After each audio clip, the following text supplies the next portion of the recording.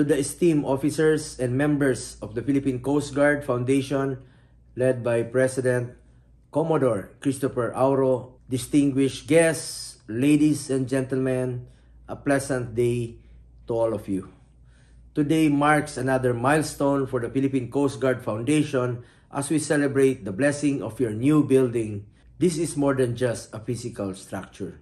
It is a symbol of your dedication and commitment to supporting our men and women in uniform who tirelessly safeguard our maritime borders and ensure the safety of our seas. The establishment of this facility will undoubtedly enhance the Foundation's capability to provide essential services and programs that uplift the welfare of our Coast Guard personnel and their families. It also stands as a testament to your continued efforts in fostering unity and solidarity among the members of the Philippine Coast Guard. Rest assured that I, as your Senator, remain steadfast in my commitment to supporting initiatives that promote the safety, security, and well-being of Filipinos.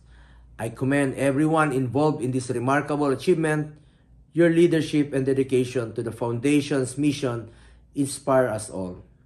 May this new building serve as a hub for collaboration, innovation, and service that will benefit not only the members of the Philippine Coast Guard but also the entire Filipino nation.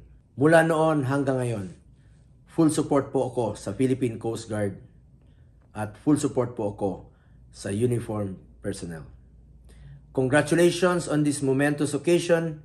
Together, let us continue working towards a safer, stronger, and more united Philippines.